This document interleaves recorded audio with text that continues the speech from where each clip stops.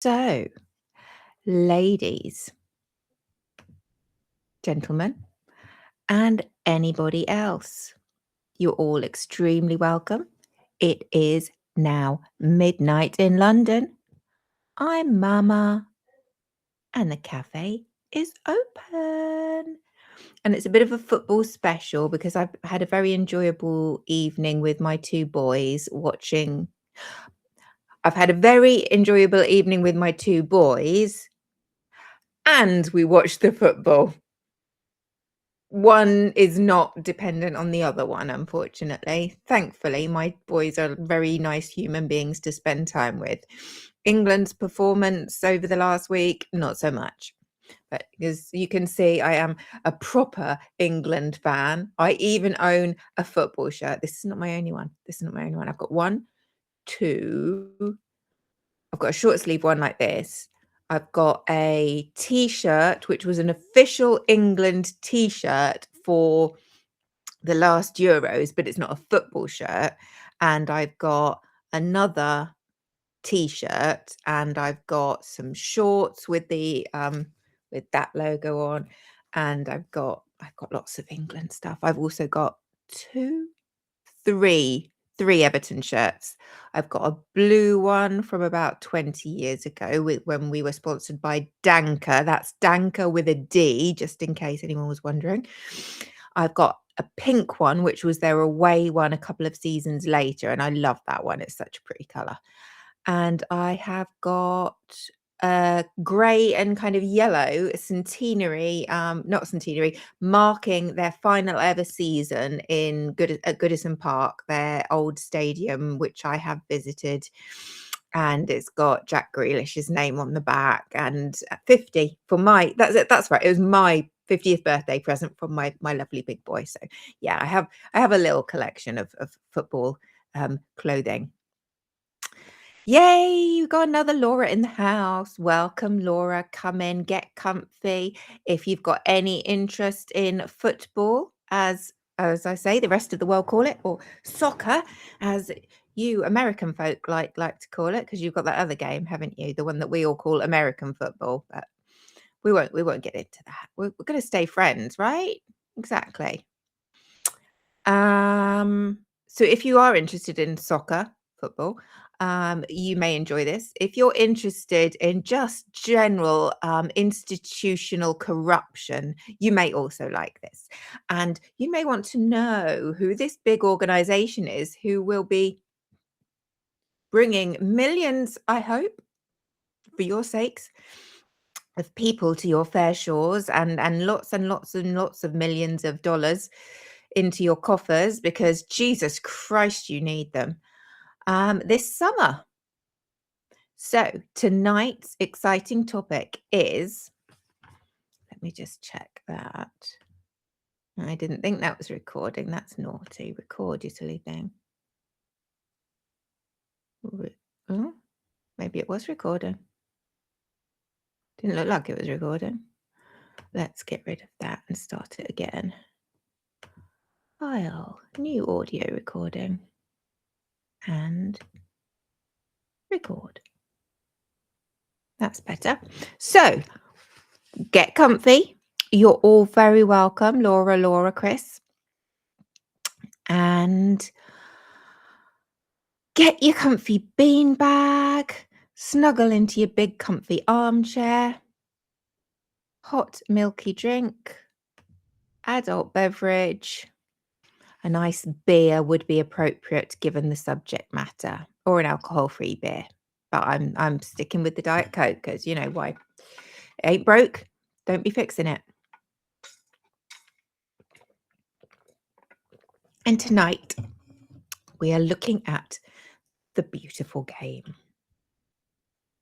In particular, FIFA or FAFO, the ugly truth behind the beautiful game. Hey, Nina, you're just in time. Come in, get comfy, grab your beanbag, pull up your comfy chair, grab that drink, and we will make a start. So, as I mentioned, England were playing tonight. Well, I say playing. England were on the pitch tonight alongside Japan, who won. And that's literally the most memorable thing I can remember of the whole game. Two teams were there. One team scored one goal. The rest of it, bleh, bleh.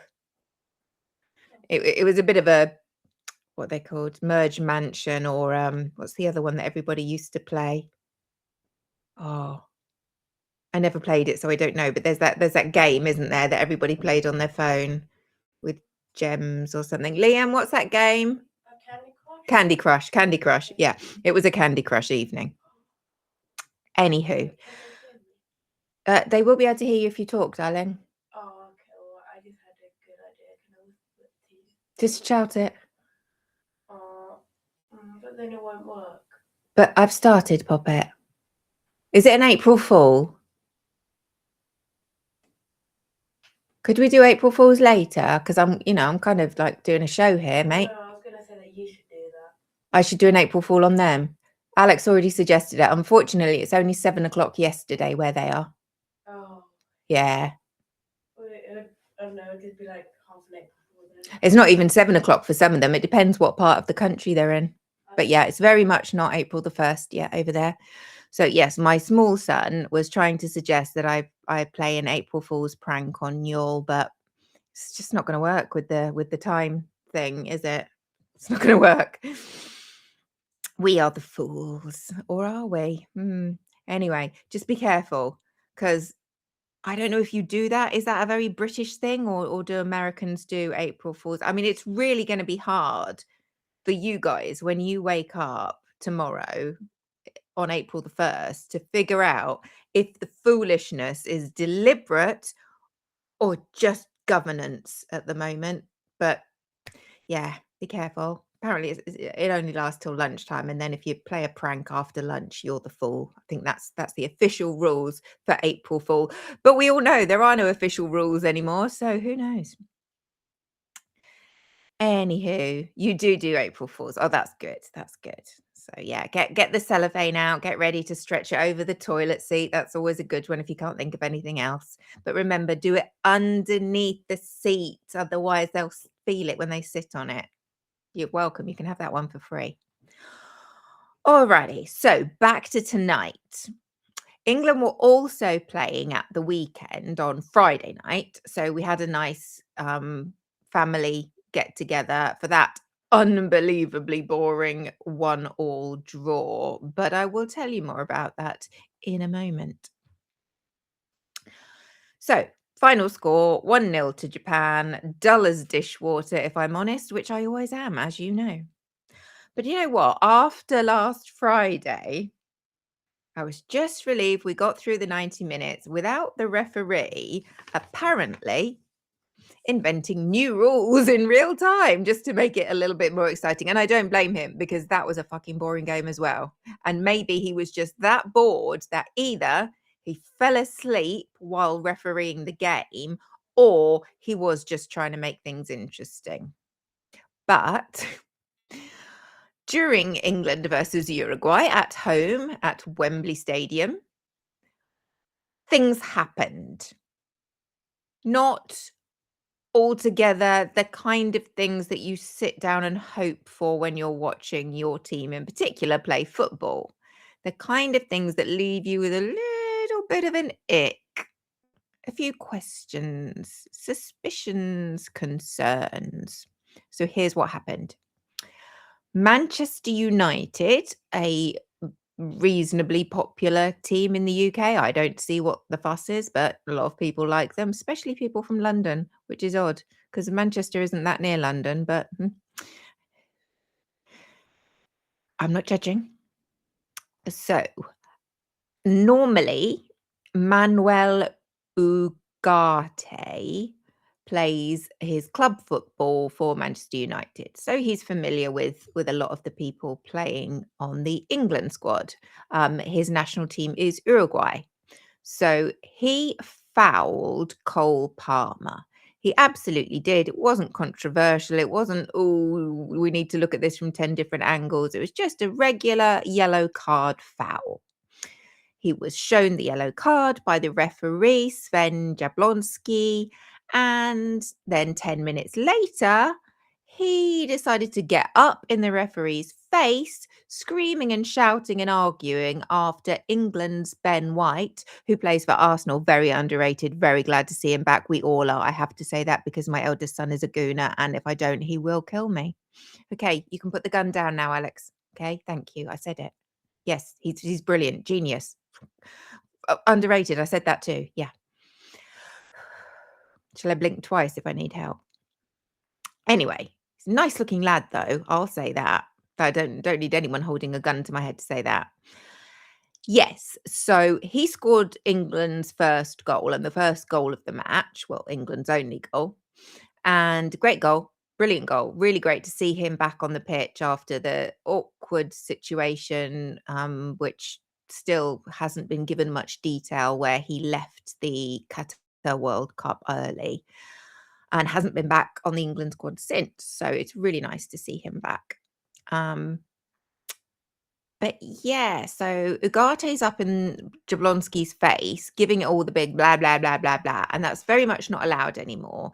There is a strict-ish rule, but there is an actual written down rule now that only the captain may approach the referee during the game, because the referees are getting crowded by loads of big, well-built, well-fit, tall, often footballers with anger issues sometimes, and it's just not an enjoyable experience for them. So the new rule is any grievances may be conveyed to the referee, but only via whoever is wearing the captain's armband on the pitch at that particular time. That was not Ugarte. You probably figured that out. Anyhow, if you do that, if you go up to the referee and start bitching and whining, and you are not the captain, it is an immediate yellow card offence. Yellow cards, as you know, that one yellow card is a warning. You're written down in the referee's book. If you get a second, you're straight off. Or you can get a sending off if it's dangerous conduct or a few other reasons, but usually it comes as a result of two less severe infringements upon the rules. And unfortunately, there is no leeway when it comes to a yellow card as punishment for being up in the referee's grill. So we all sit there and wait and wait. And we think, oh, this could be interesting. We're one goal up, and now Ugarte is getting sent off. You know, 2 yellow cards. 1 + 1 = 2. Equals a yellow. Off you go. Bye-bye now. Nothing. It didn't happen. He stayed on the pitch. We thought. And we heard all sorts of nonsense during the game and since. So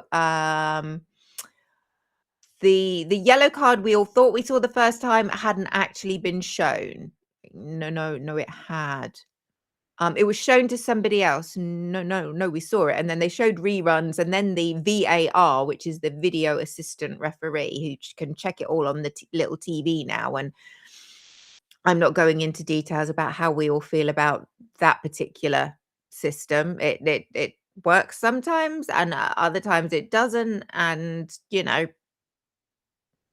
no system's perfect. And VAR most definitely is like any other system in that way.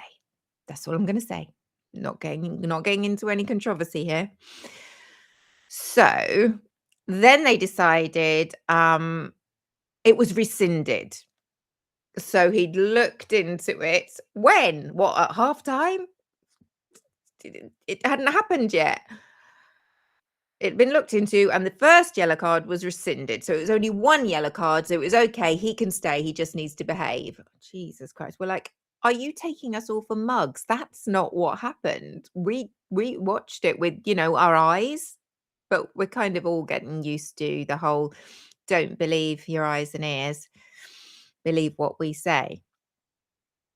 So the official explanation that we are left with now, post-game, is that the first yellow card was actually meant for a different player, Not the one who committed the foul, which absolutely 100% was Ugarte. We all watched it. But for Jose Maria Jimenez, who did nothing wrong. But unfortunately, it was his yellow card. It just got written down wrong because Jimenez looks a lot like Ugarte when you're writing it quickly or some shit. So at that point of receiving the second yellow card for rah, rah, rah in the referee's face, Ugarte technically had no yellow cards. So the midfielder, which is his position, finished the match with just a single yellow card. And everyone in the stadium, players, commentators, fans, everyone at home, all watched him get booked twice, watched him get 2 yellow cards and remain on the pitch. One of our absolute favourite commentators, because he's just lovely, and Alex loves him in particular because he's one of the Arsenal greats, Ian Wright. He was commentating in the studio, so he wasn't doing the over the game talky. That was, oh my God, I wish I was dead, Lee Dixon. Mate, see a therapist, now's not the time while we're all listening. You're bringing us all down. Anywho, so Ian Wright's the one in the studio. You get to see him. He's funny, he's sweet, he's crafty, cheeky, little Arsenal legend, good guy. And his comment was, and I quote, "They're making it up as they go along, like we didn't see what we saw." We all saw. But I'm sure you can sympathize with seeing things and then being told that it didn't happen.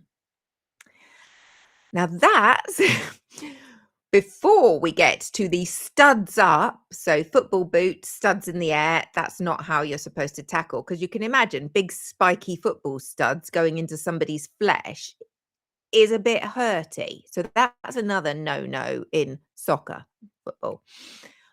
So one of the Uruguay players came zooming in with a studs up, it's called, challenge on England player Phil Foden.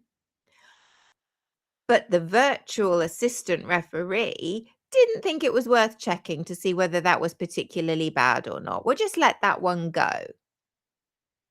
Phil Foden had to go sit down off the pitch because he was in pain because this guy had lunged into his leg. But it wasn't just that. No. There was the stoppage time penalty that VAR did decide to have a look at, and did decide that even though we could all see the Uruguay player falling on top of the guy that VAR ultimately decided impinged him and therefore conceded a penalty, Ben White, unfortunately, again, had committed a foul, therefore it would be a penalty. And this was in the 90-something minute and the game finished all square. But you know what? 1-1 was telling more of a story about the game than actually happened, because there wasn't that much action. Anyway, Thomas Tuchel, the German-born England manager at present, was furious. Harry Maguire, he also plays for Manchester United. I'm not a fan. I never have been. I think he's a liability. Sometimes he has a good day. Mostly he just takes up space. He was furious. Righty, that's what we call Ian Wright. He was furious.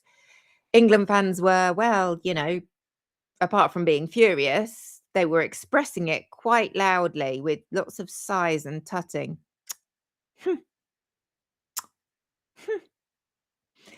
And there were several assessments of the referee's character I did happen to overhear and was possibly chanting myself. And there is a particular type of chant that we like to use in this situation. I won't repeat it in here because I don't do the bad language, but it rhymes with the schmeffery's a schmanker. That's all I'm going to say. There is another one which I particularly like, which is more of a song, and it's "Who's the dickhead in the black? Who's the dickhead in the black?" Referees often play black, but that one doesn't quite work because referees have started zhuzhing themselves up a little bit and often play in like neon colors as well. So Anyway, that's one of my favorites. But that's all right. We're allowed to sing something that rhymes with the schmeffery's a schmanker, because apparently the referee's corrupt as fuck and taking backhanders is defamatory and can get you in trouble. So apparently it's obvious that the schmeffery is not a schmanker, so we can get away with that one. I don't know, laws, eh? Who'd have them? Not you guys. Sorry. Couldn't help myself. But tonight, sat here with my Diet Coke, I started thinking, what if the problem isn't this referee, the one from Friday, or whoever was the VAR referee, or even that match in particular with the questionable, interesting, unusual, inexplicable decision making? What if the problem runs much, much deeper?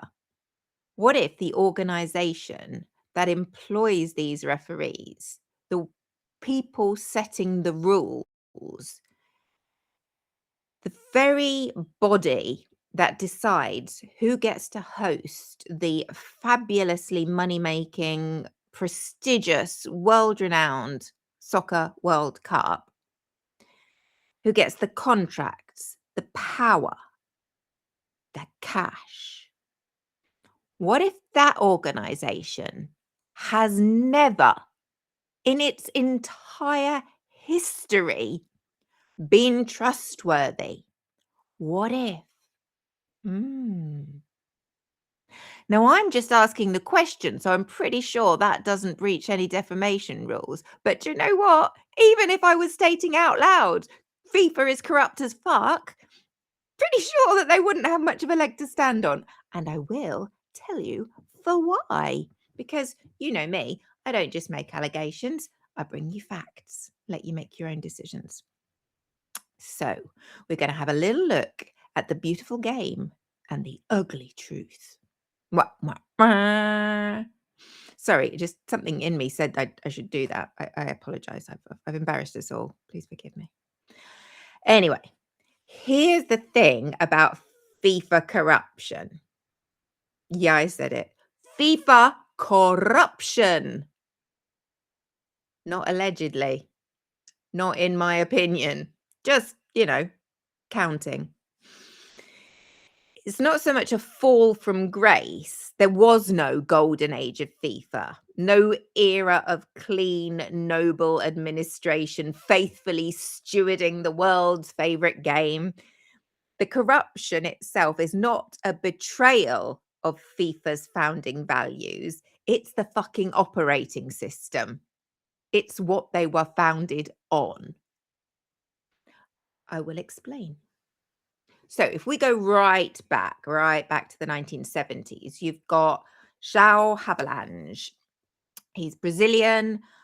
He was FIFA president from 1974 to 1998. So before I was born, right through my first ever and second ever and third ever World Cups. My first one was Italia 90. So that was by 1998, and his leaving, that was my third World Cup. As somebody who gave it at all a shit. So 24 years he was stewarding. Oh, is Substack being funky? I'm so sorry. I just thought I was boring you all because there were no comments. But I thought, well, they're here for the politics and the controversy. Maybe they're not fans of the soccer. But I'll carry on and we'll see what happens. What do you think? Yeah? What else can we do?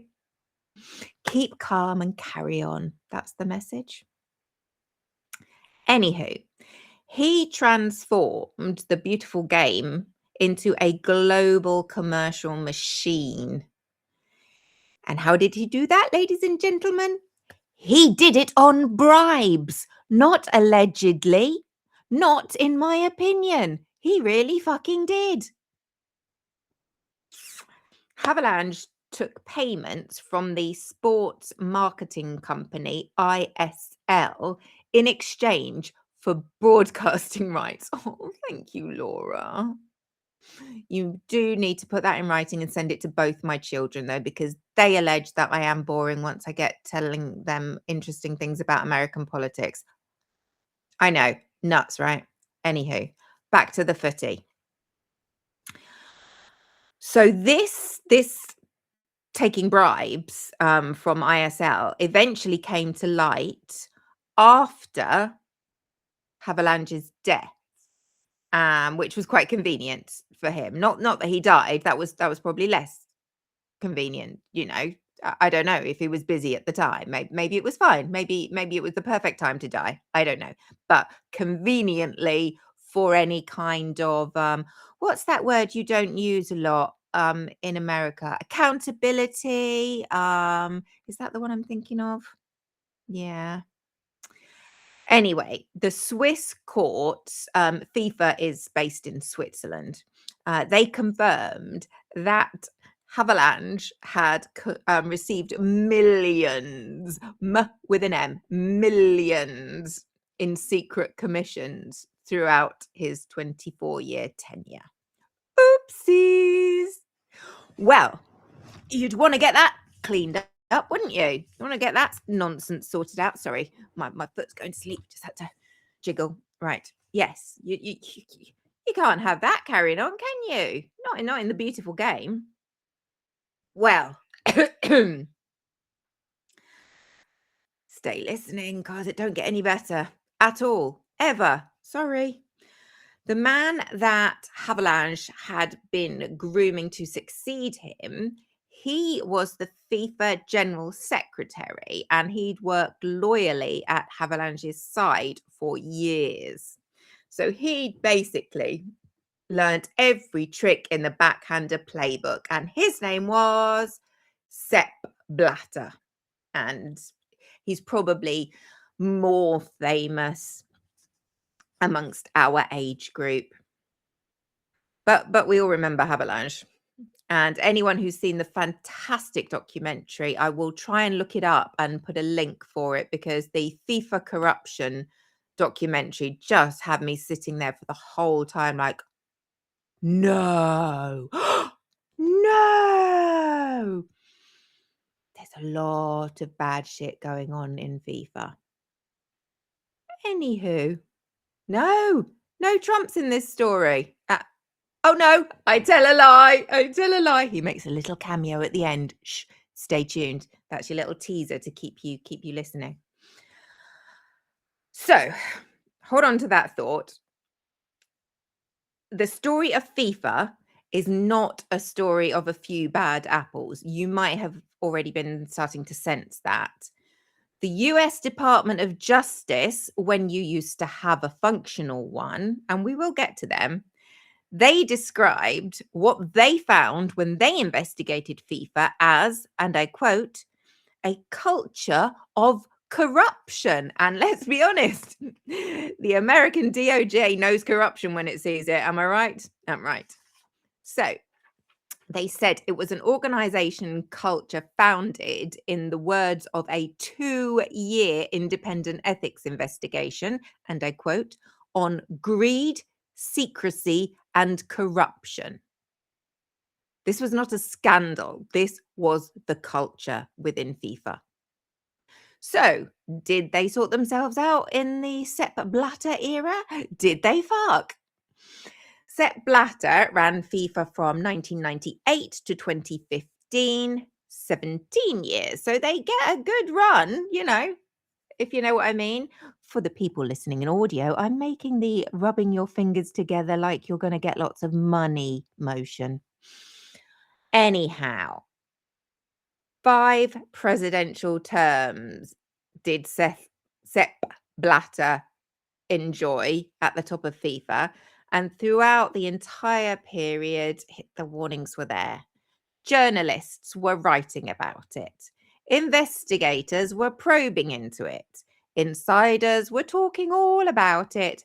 And FIFA as an institution just didn't give a fuck. Yes, Laura, you will hear about the Peace Prize. It gives it some beautiful context.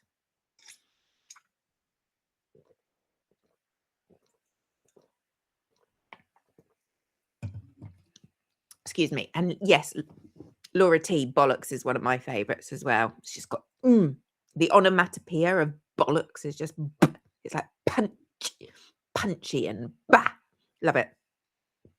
But it doesn't seem too aggressive, if you know what I mean. It just lands perfectly for me. So in 2014, FIFA commissioned former US Attorney Michael Garcia to conduct a 2-year independent ethics investigation into the 2018 and the 2022 World Cup bidding process. If you don't know, the way that the World Cup destination is decided is that countries who are interested put forward a proposal. They have to tick lots of box, like how they're going to host it, the infrastructure, show that financially they can do it, security, accommodation, what's the other stuff, that you have when you build a town, you have to have all the other stuff, all the resources to support it.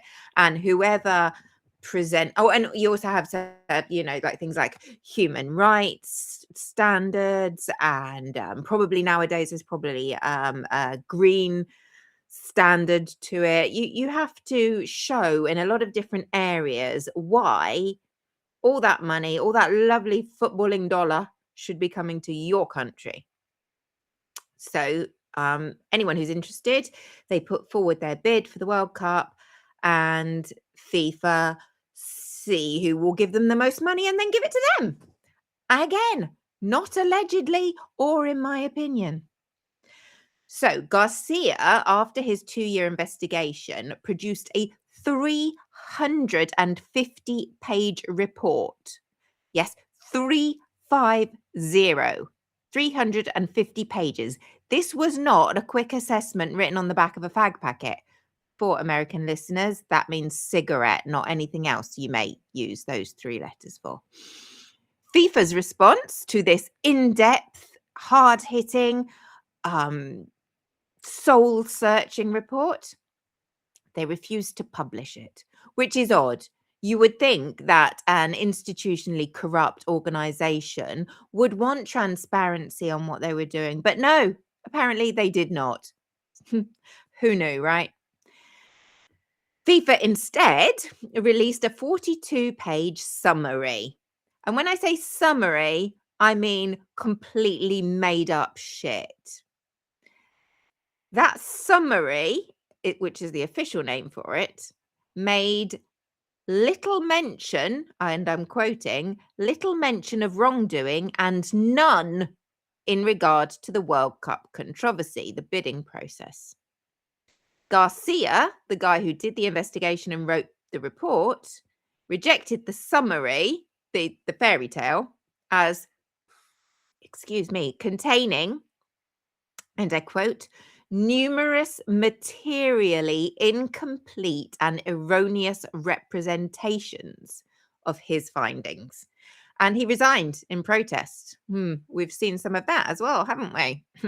Justice Department. Anywho, just to be clear, FIFA commissioned, i.e. paid for, an independent investigation. They got a damning result from that investigation, refused to publish the investigation, released a fairy tale version of the investigation, and the actual investigator on the investigation quit in disgust. It's looking good, right? Yeah. And then, because it gets worse. Just 2 days after the US Department of Justice dropped a 47 count, that's 47 count, 164-page criminal indictment against 14 FIFA officials for receiving $150 million in bribes over more than 2 decades. Just 2 days after that, FIFA held their presidential elections. And guess who got the job? So what we've got 47 counts, 164-page criminal indictment, 14 FIFA officials, $150 million in bribes over more than 20 years. And guess who got another go at the top? I know. You're not going to believe it when I tell you. Yeah, that guy. Yeah, the one who'd been doing all the, Sepp Blatter. Yeah, he got another go. Because he'd been doing such a splendid job up to that point. Why wouldn't he? Right? Can't think of any reason, just because he's corrupt as fuck. Didn't seem to be hurting anyone. Apart from the migrant workers, and we'll come on to them, because that's not strictly under his watch. Same organisation, different head honcho. He did, thankfully, eventually resign 4 days later after the election under basically unbearable pressure from everyone with a brain and any morals whatsoever. He was then banned from all football activity for 8 years. So, yeah, I guess if he wants to get involved now, he can. So great. Hey, Amy, come in quickly, quietly, sit at the back. Don't make any noise. Don't disturb the others. They're working hard. Oh, goodness me. So, he'd been re-elected. He'd basically told us rules don't apply here. But he needn't have bothered because we knew that. They never had. Anyway, are you ready for the pantomime villain? Because every good story has to have one. And I have to say, this was the part in the documentary that left me a bit, he seems like such a sweet guy, but he's not. I mean, he might be a sweet guy and filthily corrupt. I'm sure those two things can go together. I don't know. I've just never met anyone disgustingly backhanding pockets of cash and a genuinely decent human being. I'm sure they exist. I just saying. So, Jack Warner. Now, he's an interesting character, and I won't tell you too much about him as a personality. Please watch the documentary. It's so bonkers. That's the only word I could got for it. It's just like, and they're letting you make this documentary. What they haven't got like big men with like masks and guns chasing you down in the street. It's scandalous. And the fact that it's not more widely known shocked me at the time when I watched it a few years ago, but that's FIFA. So, Jack Warner was the president of CONCACAF.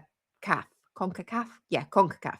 That's the Football Confederation. You might have heard of it. It covers North and Central America and the Caribbean. Not Jack Smith. No, Jack Smith is a sweetie. He's a good guy. Jack Smith for AG or Glenn Kirshner, don't mind. They can take it in turns for all I care. Job share. You know, they're neither one of them getting any younger. Job share, AG, Jack Smith, Glenn Kirshner. I've sorted it. You're welcome. So, how long had Jack Warner, not Smith? Forget Smith. Smith's not in this story. Don't know why you're talking about Smith. Shut up about Smith, all right? Enough. Warner was the president of CONCACAF for 21 years. And I'm wondering if there's another lesson here that if you let people stay in these prestigious positions of responsibility, ultimately with the hands on very large purses and checkbooks, maybe it's not always going to end well. That's just my thoughts, just sharing it with the group. Unfortunately, Mr. Warner, by all credible accounts, basically treated football governance as his own personal ATM. He was an absolute shocker. When it comes to blatant corruption, he literally, no effort to hide what he was doing whatsoever. It's embarrassing. Literally, your 5-year-old at home could do a better job of lying about the things they were doing wrong than Jack Warner, which is sad because he had a sweet face, but you just can't tell by looking, can you? Or sometimes you can, Donald. Anyway, his eventual downfall, Warner, not Donald, came when a video leaked. There's always a video, isn't there? Or an email, or a dog walker. No, sorry, that's dead bodies. Getting confused. Warner had been caught on camera speaking to his delegates in Trinidad. That's where he's from, Trinidad and Tobago. The day after a cash distribution meeting. Cash distribution meeting was a thing. He was defending taking the money. And his defense was...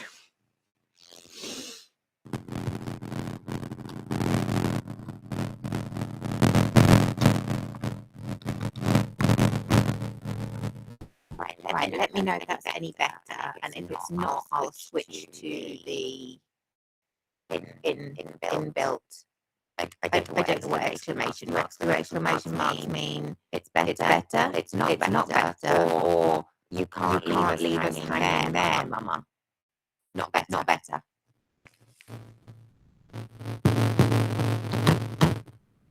Demonic.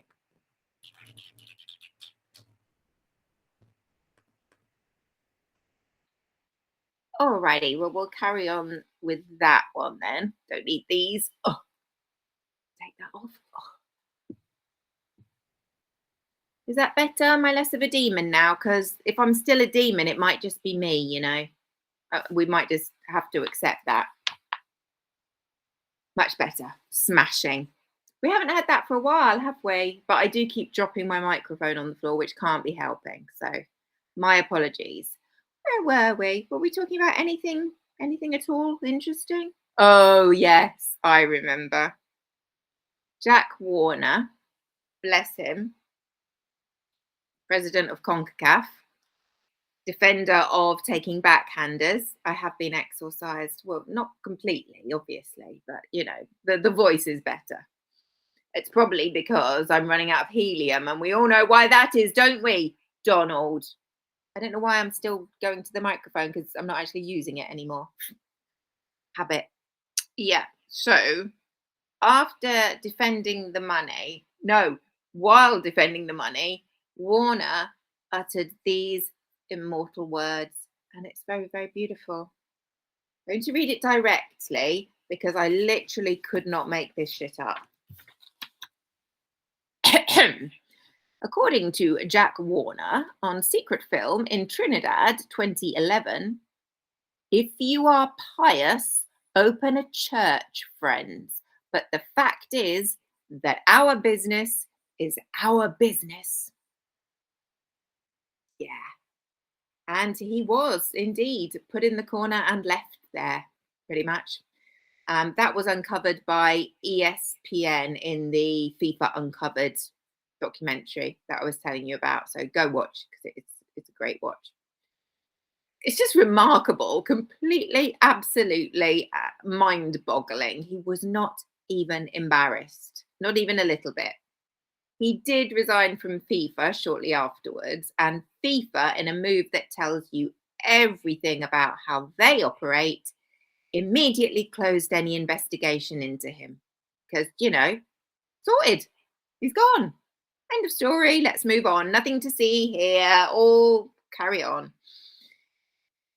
Which meant, of course, Jack Warner walked away presumed innocent. And I mean presumed innocent in legal terms, not in thinking brain terms.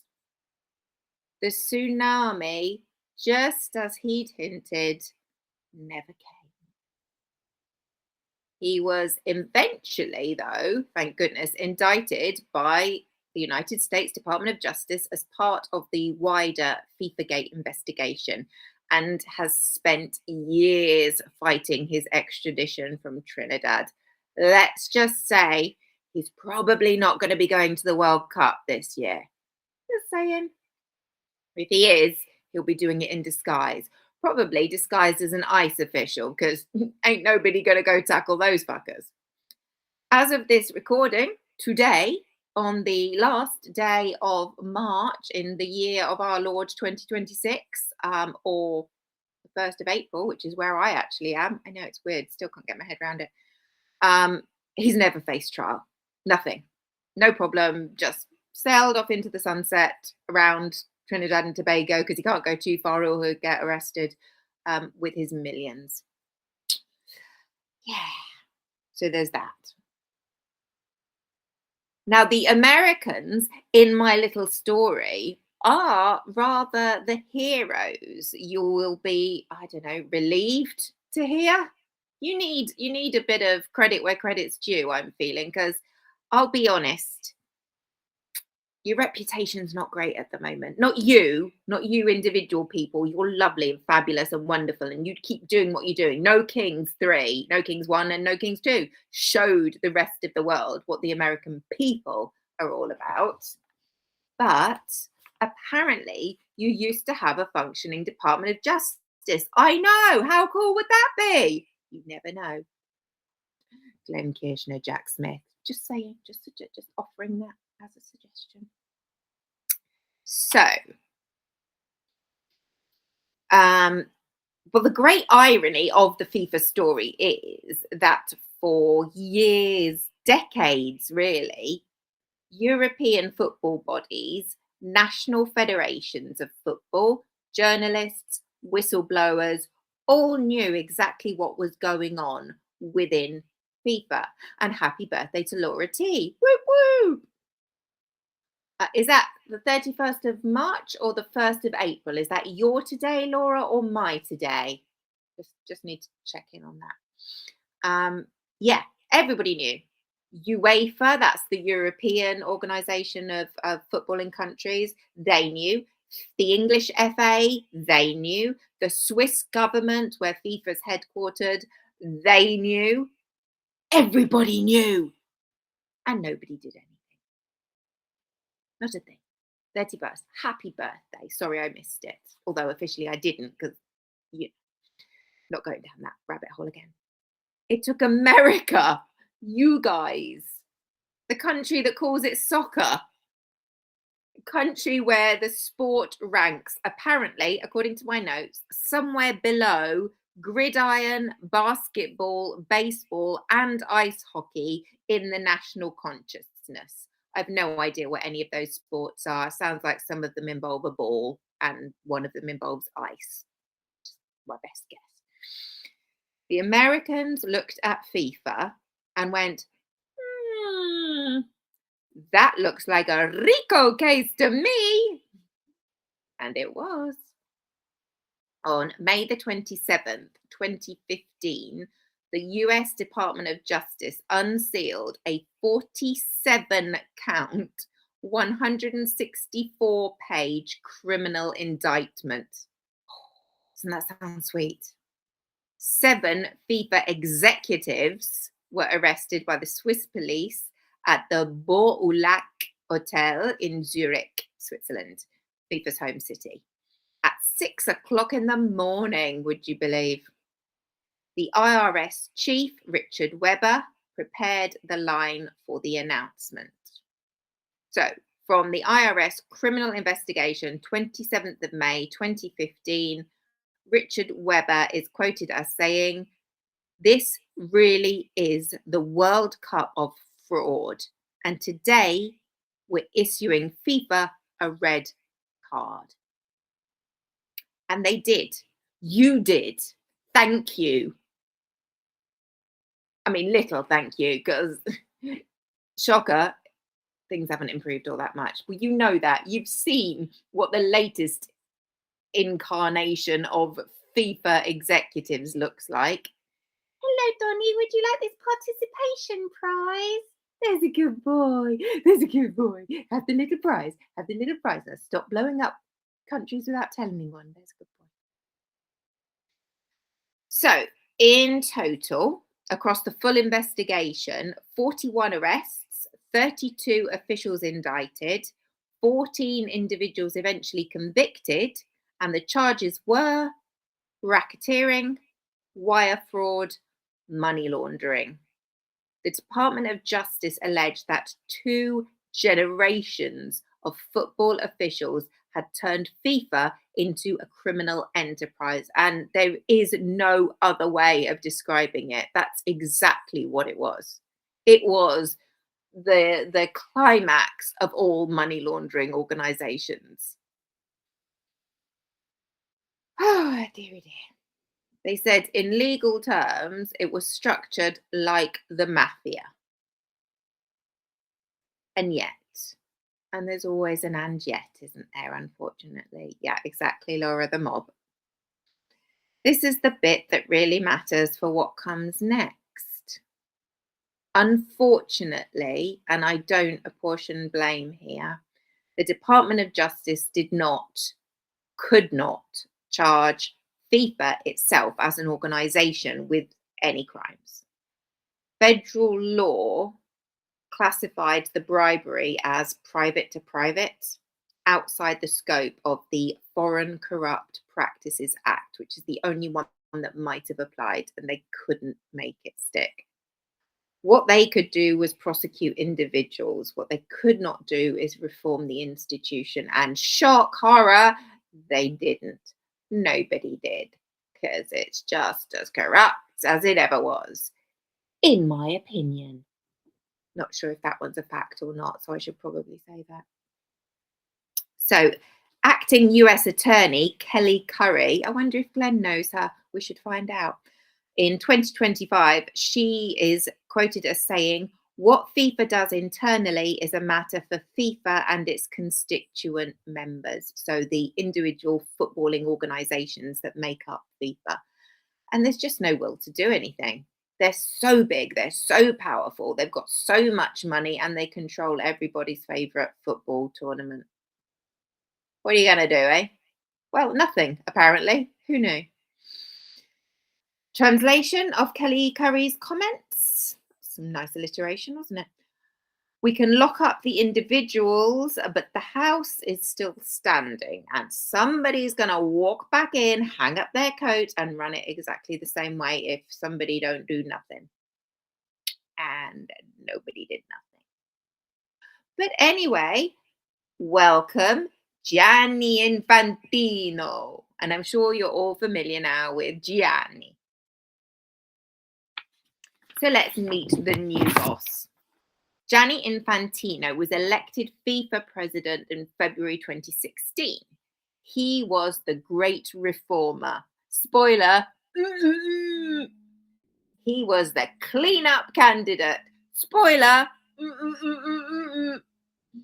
he was the man who was going to drag football's governing body into the... You don't want any more spoilers, do you? No, you're there, or you're way ahead of me. Yeah. He gave a speech at his election as FIFA president that went viral. I'm sure you can probably still find it on Tinternet. He was tearful, it was impassioned. He was talking about football for the people, about transparency, about a new FIFA, except with some of the same old problems.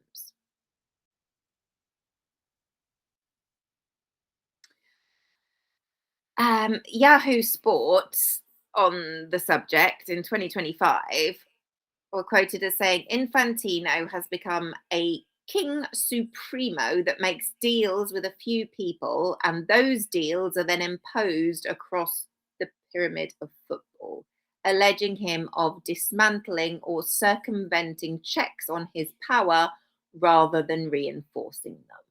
Oh no, that's so sad. We all thought Infantino was going to be the great white savior, and he's not. Shocker. Which brings us nicely to Qatar.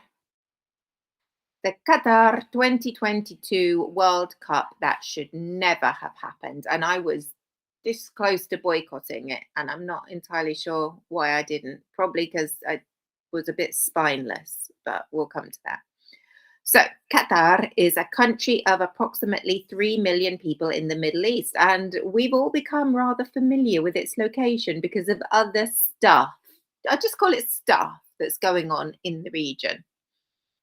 What you may not know is 2 million of the 3 million people in Qatar are migrant workers. And I don't know how big this news was in the US, but it was very big in the UK, where we like to think that we have a good human rights record. And there was a lot of fuss and unrest and unhappiness and general kind of what's the actual when we heard what was going on.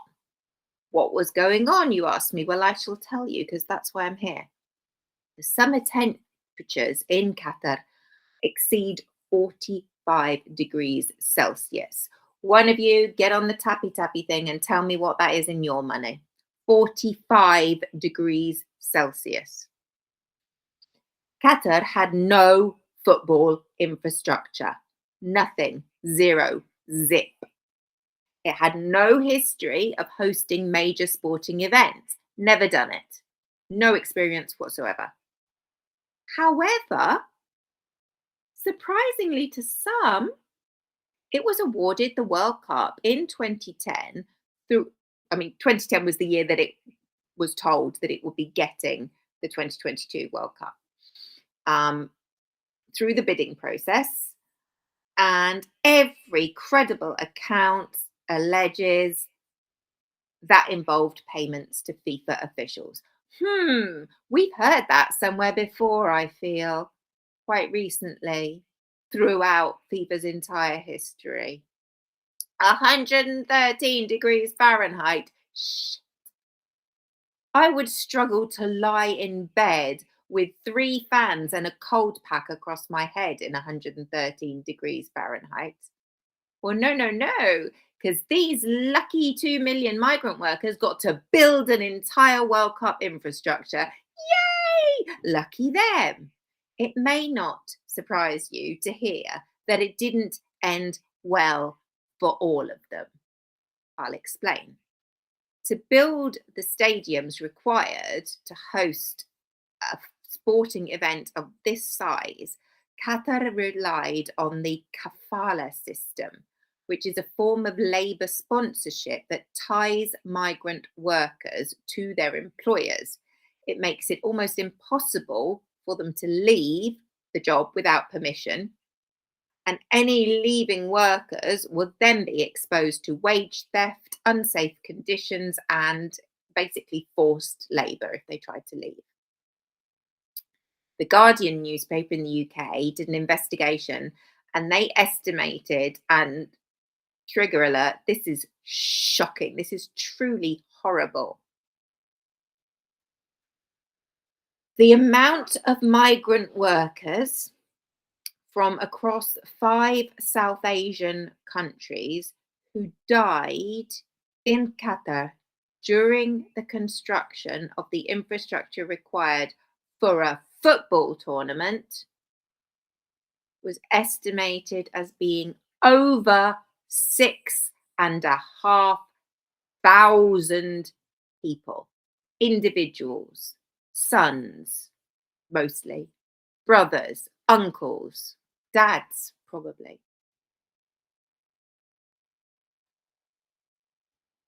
Just leave that with you for a second. 6,500 lives for a football tournament. Yeah, seems reasonable. In crazy land. But it gets worse. And I remember this very clearly. I remember watching him on the telly box doing his little speech. Mr. Infantino, Gianni, he got on the telly before the tournament opened and he said, this is actual real, what he actually said in quotes. Exactly, Laura. Some of you may die, but it's a sacrifice I'm willing to make. But he went even further. Oh yeah, you thought Trump's bad? Listen to Infantino. And I quote, because this is actually what happened. You wouldn't believe me if I made this up. He said in his speech before the tournament opened that he felt Qatari. He said he felt like a migrant worker. He felt that Western criticism of Qatar was hypocritical. He said this to the world's press, not just like, he said it and it got out. He actually told the press this before the World Cup started, that he, a Swiss Italian multi-millionaire running the world's most powerful football body, felt like a migrant worker. Poor Jenny. Poor. Yeah, we understand it must be very tough being you. Guess where he lives now, ladies and gentlemen? Where's that? Not Italy? Oh, what, not Qatar doing migrant work? Oh, he's moved to Saudi Arabia. He relocated there in 2023 and is close personal friends with, guess who? Oh yes, MBS, everyone's favourite murdering royal, Mohammed bin Salman, the crown prince of Saudi Arabia, the man that US intelligence assessed as having authorized not only the murder, as in the making dead, but also the dismemberment, as in cutting the body into little tiny pieces so they could disrespect him in death as much as they had in life, of US-based journalist Jamal Khashoggi. And that's why I've never been a particular fan of MBS, because he's a twat. Saudi Arabia, interestingly enough, and I just mention this because we're talking about Saudi Arabia, not because I'm saying there's any connection, you understand. They're the front runner to host the 2034 World Cup. I know, what a spooky coincidence, right? Johnny lives there, Johnny's busy mates with MBS. They get the next big pile of cash. I mean, what a freaky coincidence. It's funny, isn't it, the way the world works? Yeah. So, back to the game. The question I asked when we started this, is it the Federación Internacional Footballing Associación, or whatever FIFA stands for? Is it more fuck around and find out? Well, at the moment, it's been several decades of fucking around and ain't nobody really found out except a few executives who are serving time on RICO charges. But really? 6,500 dead migrants in Qatar for a football tournament. Just saying. Facts.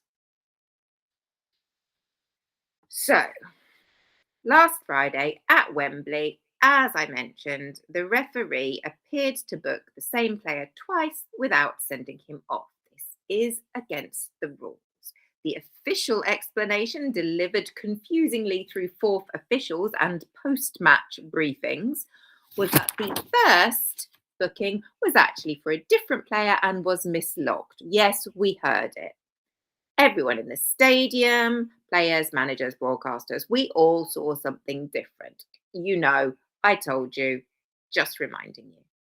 Now, I am not sitting here tonight telling you there was a conspiracy to keep Ugarte on the pitch for Uruguay. I genuinely do not know what happened in that referee's head. Maybe he nodded off. God knows the rest of us did. It may well have just been sheer incompetence. Chaos. A bad night at the office, as one analyst put it, which I quite like. That's quite an understated way of saying, how the fuck did you manage that? But here's my question.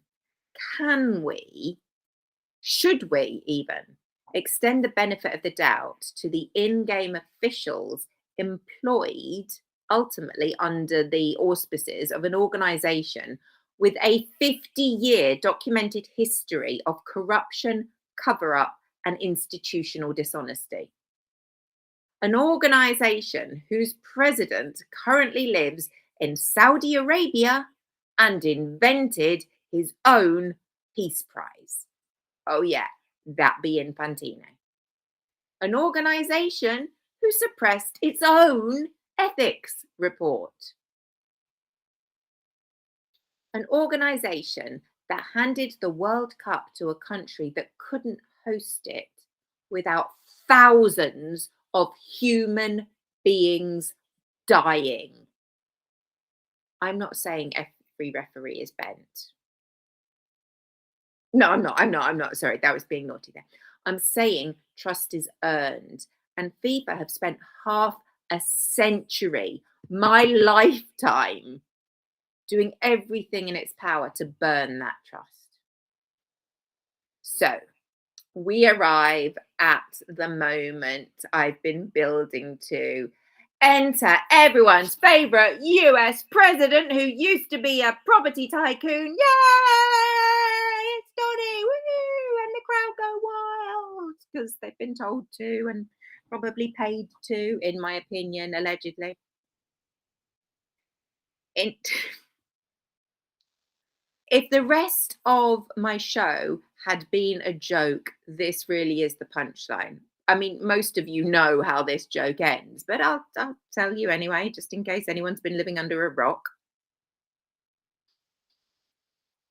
In October 2025, the Nobel Committee awarded its much coveted, much more by some people, Peace Prize to Maria Corina Machado of Venezuela. And very deservedly so. She's a pro-democracy activist who'd been risking her life for years opposing the Maduro dictatorship.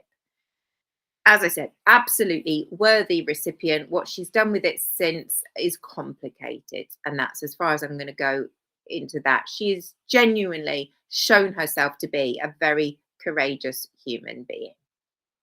Other great winners include incredibly, what's the word where you join people together? The opposite of divisive.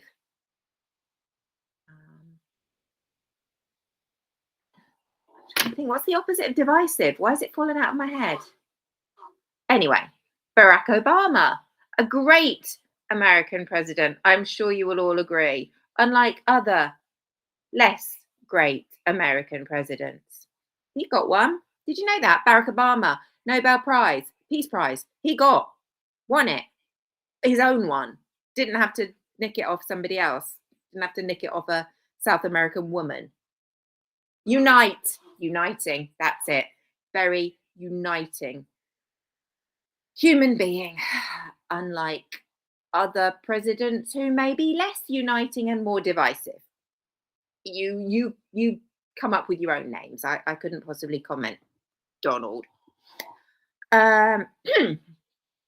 Notice whenever I clear my throat, it sounds like I'm saying Donald. I know, it's weird. Yeah, it's like a little tick or something, I think. Yeah. Speaking of Donalds, Mr. Trump did not win a Peace Prize ever at all in his entire life, ever, nor will he. He'd been lobbying for it quite openly. His allies had been pushing for it. He'd been described by his close personal friend. Any ideas who Mr. Trump's close personal friend might be? And I'll give you a clue. We've mentioned him in the story already. Quite recently, quite prominently. Any guesses? Shall I put you out of your misery? Are you all screaming it at me? This is going to come as an absolute shocker. Not Putin, Laura. Naughty. Not Orban. Gianni Infantino. I know. What a small world, right? It's crazy. Yeah. So Gianni Infantino. Yeah, that's Gianni Infantino. Has been describing Trump as and I quote, because literally could not make this shit up, a champion of world peace. Don't laugh. Stop it. Don't laugh. He meant it, or at least he was saying it without a smile on his face, so I'm guessing he was serious. On Instagram, because, that's where we do all the big official announcements. in 2026 on our social media accounts. The day before the announcement of the Nobel Peace Prize, Infantino himself posted that Trump, and I quote, definitely deserves the Nobel Peace Prize.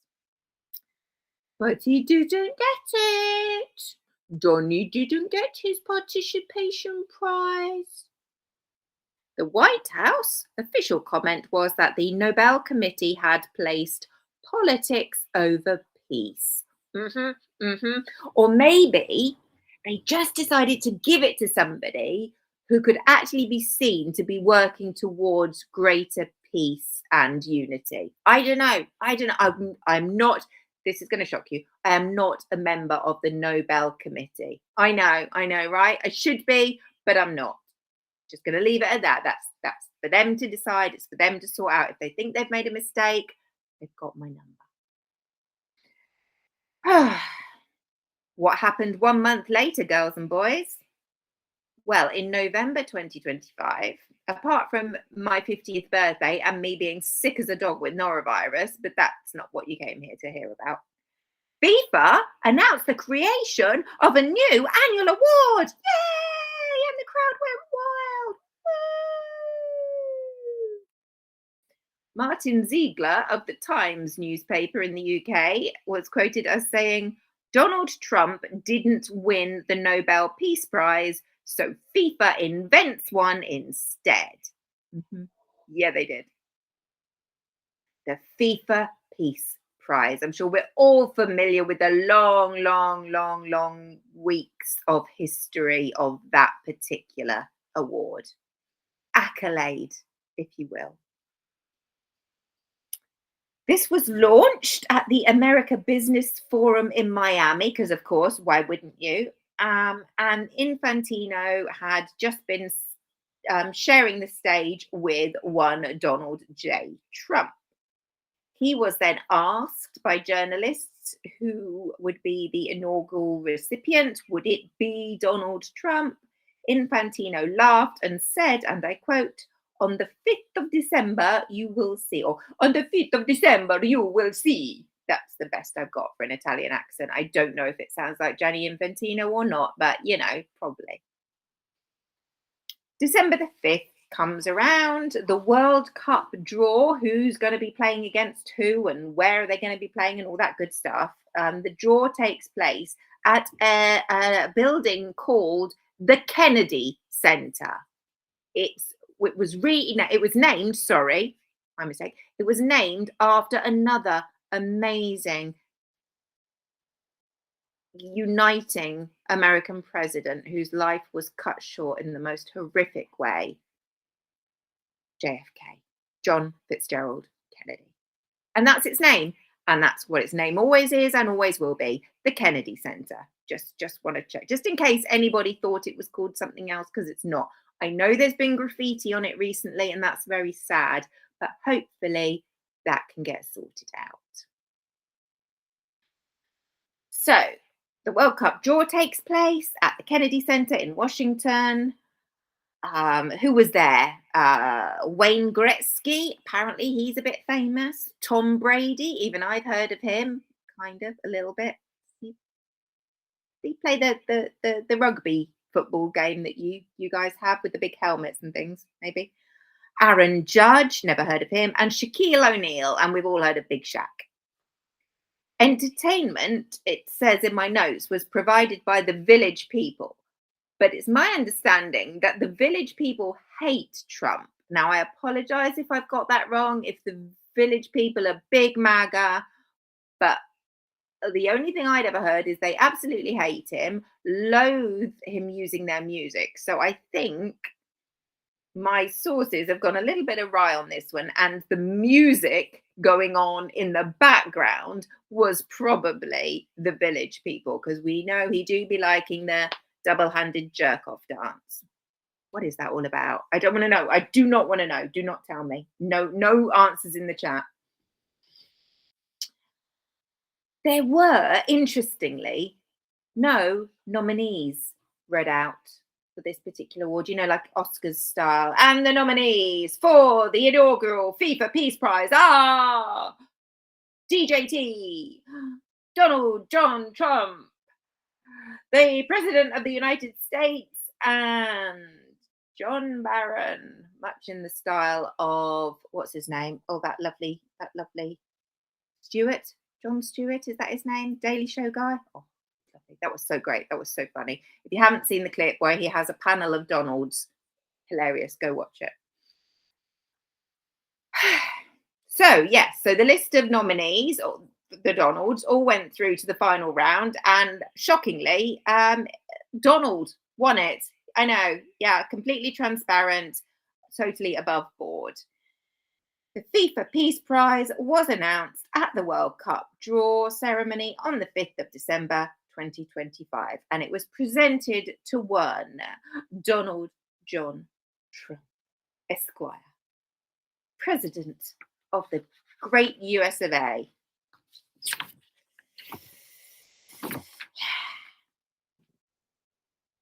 The Peace Prize, the FIFA Peace Prize. The person who got that, let me give you a little bit of his resume in the field of peace, just in case you've not heard of him. So, Mr. Trump was the man who oversaw the January the 6th assault on the Capitol. He was the man whose administration separated children from their families at the border in his first go-around.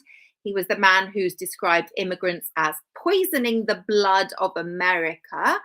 The man who recently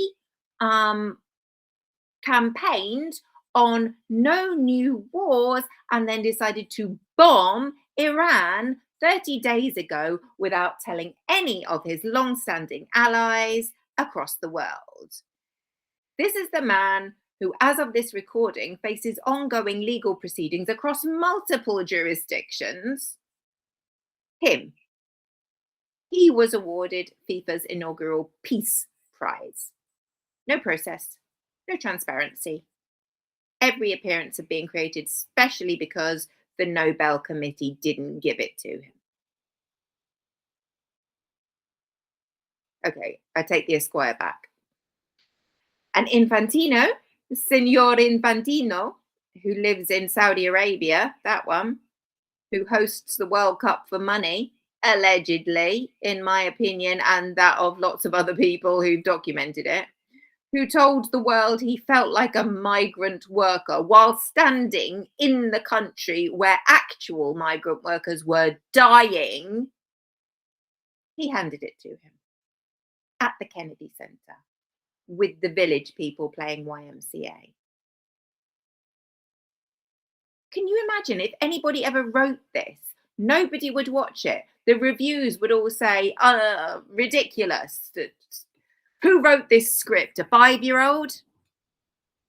Sorry, I'm very achy and hurty this evening, so that's why I've been a bit fidgety. I do apologise. But on we plod.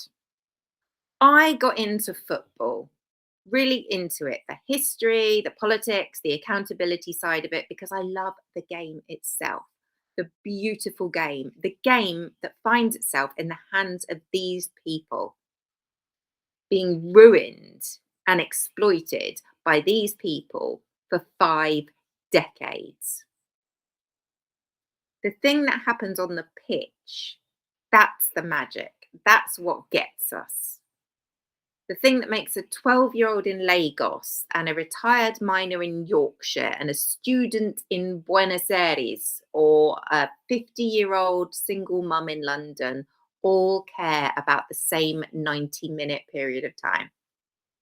The game is real. The joy is real. Tonight's 1-0 loss against Japan was boring, fine, but that's the exception, not the rule in my experience. Great pass, the shape of something promising, an incredible goal, the save of the century. Those are the things that remind me why we watch. FIFA don't own that. They think they do. They built an empire on that assumption, but They do not own our game.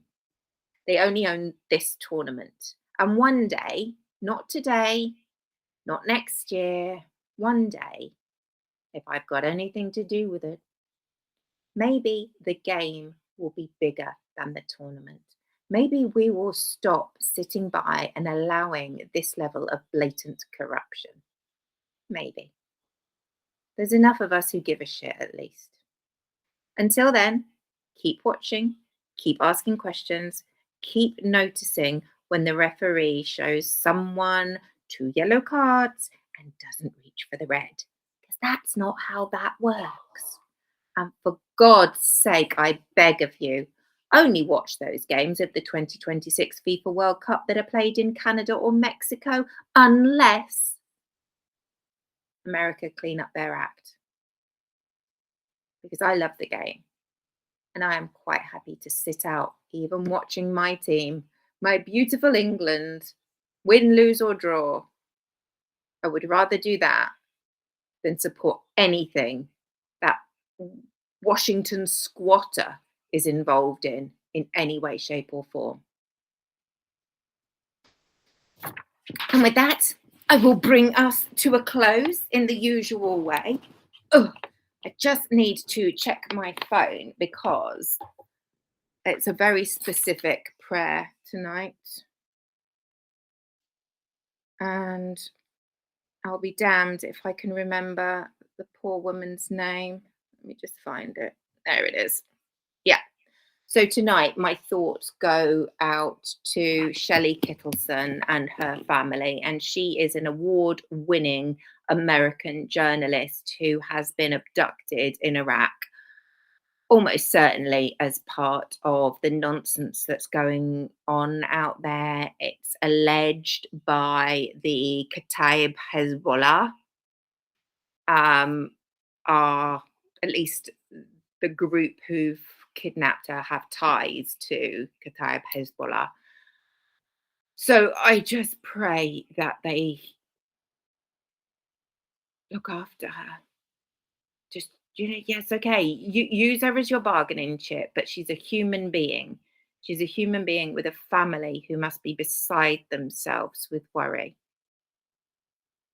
So I want to spend a moment thinking about Shelley, thinking about all the poor little girls in the Minab school who lost their lives in the first day of the strike, thinking of the other children who've lost their lives in the sports centre and another school, thinking of all the innocent men, women, and children across Iran, in South Lebanon, and around the region who are losing their lives because 2 fat white men want to stay out of jail. So I'm going to take a moment just to say, God, please guide us all and protect those of us who are in peril and need that extra bit of your love. Please return anyone in peril home safely to their families. Protect any of the troops that have been compelled to be in any wars at the moment, whether that be the Middle East or Ukraine, and bring everyone home safely to their families.